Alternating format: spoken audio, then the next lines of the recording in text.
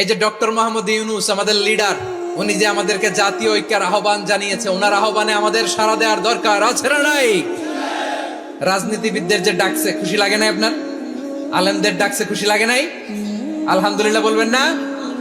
আলহামদুলিল্লাহ, সবাইকে ডেকেছে, ঐক্যবদ্ধ করেছে। আমরা ঐক্যবদ্ধ থাকতে চাই, আমরা ঐক্যবদ্ধ জীবন চাই, আমরা আর কাদা ছড়াছড়ি করতে চাই না। রাজি আছেন সবাই? আল্লাহর আনুগত্য করো, নবীর আনুগত্য করো, কিন্তু খবরদার নিজেরা নিজেরা বিরোধে লিপ্ত হইও না, নিজেরা নিজেরা মারামারি করো না, তাহলে তোমাদের শক্তি কমায় দিবে কে? ফাতাফশালু, তোমরা সাহস হারাবা, ওয়া তাযহাবা রিহুকুম, তোমাদের শক্তি কমে যাবে, পাওয়ার কমে যাবে।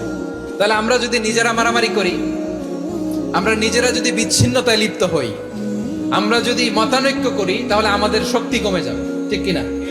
আমরা শক্তি কমাবো। আচ্ছা, ছোট্ট একটা বাঁশের কঞ্চি যদি আপনারা দেয়, পায়ের মধ্যে ধাক্কা দিয়ে ভাঙতে পারবেন না?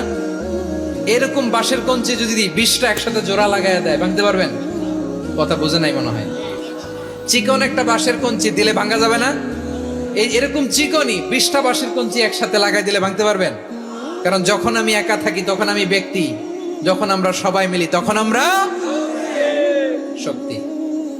আমরা যেন শক্তি না হারাই, আমরা বিরোধে লিপ্ত হলে আমাদের শক্তি কমে যাবে। এই হচ্ছে 1 নম্বর ডিসঅ্যাডভান্টেজ। 2 নম্বর ডিসঅ্যাডভান্টেজ হচ্ছে, আমরা নিজেরা নিজেরা বিরোধে লিপ্ত হলে অন্যরা আমাদের মাথায় কাঁঠাল ভেঙে খাইতে সুবিধা হয়। কথা বোঝেন নাই? আমরা যদি বিরোধে লিপ্ত হই, তাহলে পরাশক্তিগুলোর সুবিধা, তখন আমাদের কাউকে দিতে হবে ট্রানজিট, কাউকে দিতে হবে সেন্ট মার্টিন, কাউকে দিতে হবে দেশের অর্ধেক। চিল্লায় বলো ঠিক কিনা? নিজেরা নিজেদের প্রবলেম সলভ করার ক্যাপাসিটি আমাদের আর থাকবে না। আমরা বিরোধ করব না, আমরা বিচ্ছিন্ন হব না। নিজেরা নিজেরা বিরোধে জড়ালে পরাশক্তিগুলো আমাদের মাথায় কাঁঠাল ভেঙে খায়।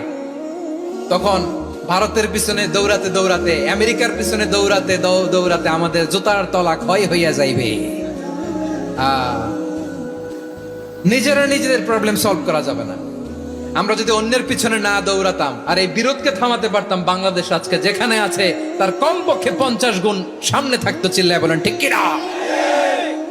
তাহলে 1 নম্বর ক্ষতি হচ্ছে, আমাদের পাওয়ার লেস হয়ে যায়, আমরা দুর্বল হই যদি আমরা বিরোধ করি। 2 নম্বর হচ্ছে, পরাশক্তিগুলোর সুবিধা নেয়। 3 নম্বর হচ্ছে, আমাদের উন্নয়ন, দেশের উন্নতি, অগ্রগতি, এটা স্থবির হয়ে যায়, এটা বাধাগ্রস্ত হয়। প্রিয় ভাইরা, ইউনিটি, ঐক্য হচ্ছে একটা দেশের উন্নয়নের মূল ভিত্তি।